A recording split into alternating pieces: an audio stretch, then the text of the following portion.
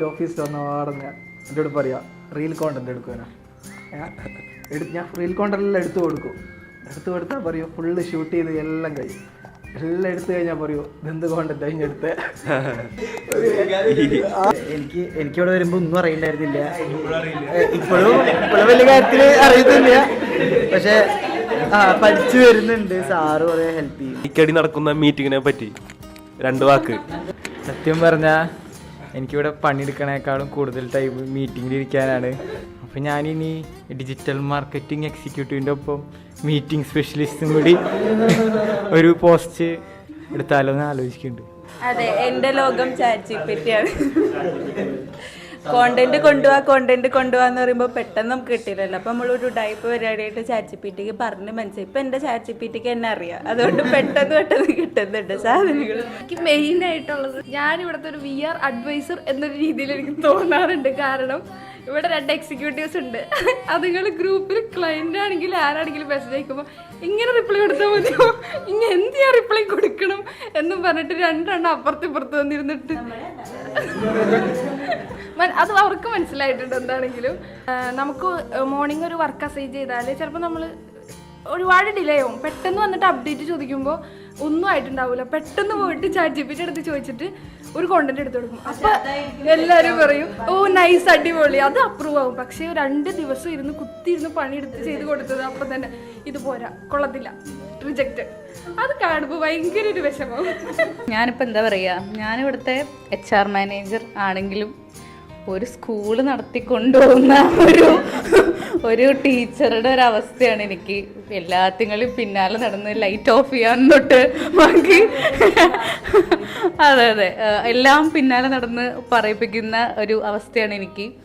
അപ്പോൾ എൻ്റെ ഈ പ്രവൃത്തി കാരണം തന്നെ ടീച്ചറെ എന്ന് വിളിക്കുന്ന ആൾക്കാർ ഇവിടെ ഉണ്ട്, പിന്നാലെ നടന്ന് ഓരോന്ന് ചെയ്യിപ്പിക്കുന്നുണ്ട്.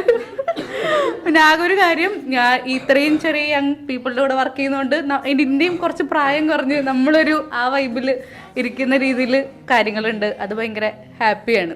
ഞാൻ ഇതിനു മുന്നേ കുറേ കമ്പനിയിൽ വർക്ക് ചെയ്തിട്ടുണ്ട്. അപ്പോൾ ആ കമ്പനിനെ വെച്ച് നോക്കുമ്പോൾ എന്താണെന്ന് വെച്ചെങ്കിൽ സത്യം പറഞ്ഞാൽ സ്കൂളിലേക്ക് വരുന്ന പോലെ തന്നെ എനിക്ക് ഫീൽ ചെയ്യുന്നത്. ബാക്കിയുള്ള എല്ലാ കമ്പനിയിലും ഭയങ്കര സ്ട്രക്ചേർഡ്, ഭയങ്കര എന്താ പറയുക സ്ട്രിക്റ്റ് ആണ്. ഇവിടെ എല്ലാവരും കമ്പനിയാണ്, അടിപൊളിയാണ്. അതിപ്രോ എനിക്ക് കുറച്ച് വർക്കുകൾ തന്നിട്ടുണ്ട്, റിപ്പോർട്ട്സ് കാര്യങ്ങളൊക്കെ എടുക്കാൻ. അതൊക്കെ ചെയ്തുകൊണ്ടിരിക്കുന്നതിൻ്റെ ഇടയിൽ പുള്ളി എന്നിട്ടും എടാ ഫ്രീ ആണോ, അപ്പം തന്നെ ഉറപ്പിച്ചു എനിക്ക് എന്തെങ്കിലും പണി കൊണ്ടുവരുന്നുണ്ട്. പക്ഷെ ഇല്ല, എന്ത് കാര്യം അപ്പം തന്നെ എനിക്ക് മിക്കതും ഡൗട്ടുള്ളതായിരിക്കും. ഞാൻ ചെന്ന് ചോദിക്കാം എന്താ ചെയ്യേണ്ടതെന്ന്. അപ്പം എനിക്ക് പറഞ്ഞു തരുക എടാ അത് ചെയ്ത് ഇത് ഇങ്ങനെ ചെയ്താൽ മതി എന്ന് പറഞ്ഞിട്ട്. കിട്ടുന്ന പണി നമ്മൾ ഇത് പൊലിപ്പിച്ച് പണിയും, പൊലിപ്പിച്ച് വന്ന് മുഴുവൻ ഡിലീറ്റ് ആക്കല. അവസാനം ഞാൻ എന്തെങ്കിലും കാട്ടിക്കൂട്ടി ചെയ്താൽ അപ്രൂവ്ഡ്. അതെപ്പോഴും ഞാനാണെന്നുണ്ടെങ്കിൽ എൻ്റെ കലാസൃഷ്ടി മുഴുവൻ ഇറക്കും അതിൻ്റെ അകത്തേക്ക്. മണിക്കൂറുകൾ ഇരുന്ന് കൊത്തുപണിയാണ് ഞാൻ ഇരുന്നിട്ട്. അവസാനം കഴിഞ്ഞിട്ട് ആർക്കും ഒന്നും വേണ്ട ഈ സാധനം. എനിക്ക് ആകെ സമാധാനം അതാ. ഇവിടെ നിന്ന് അങ്ങോട്ട് ഞാൻ അത് ഇടയ്ക്ക് ഇങ്ങനെ തിരിയും. ആ തിരിഞ്ഞ് കഴിഞ്ഞിട്ട് അവിടെ ബബി ഇരുന്നിട്ട് ഏതെന്തെങ്കിലും കുത്തി കുറിക്കുന്നുണ്ടാകും. ആ ഒരു സമാധാനത്തിൽ ഞാൻ അവിടെ ഇരുന്ന് പണിയെടുക്കും. ഇല്ല, എനിക്ക് ബേസിക്കലി ഞാൻ മുന്നേ വർക്ക് ചെയ്ത സ്ഥലത്തിനെക്കാട്ടിയും എനിക്ക് ഓക്കെയാണ് ഇവിടെ. സാധാരണ എനിക്ക് ഓഫീസിൽ പോകാൻ അത്ര ഇഷ്ടമില്ലാത്ത ഒരാളാണ്. പക്ഷെ എനിക്ക് ഇവിടെ വരാൻ വലിയ കുഴപ്പമില്ല.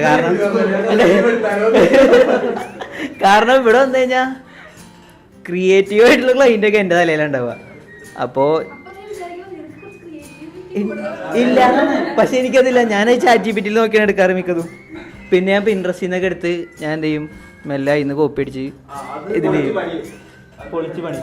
ക്ലയൻസിനെ കൊണ്ട് എനിക്ക് വലിയ ബുദ്ധിമുട്ടുകളൊന്നുമില്ല. ഞാൻ കൊടുക്കുന്നതെല്ലാം എൻ്റെ ക്ലയൻസിന് വളരെയധികം ഇഷ്ടം.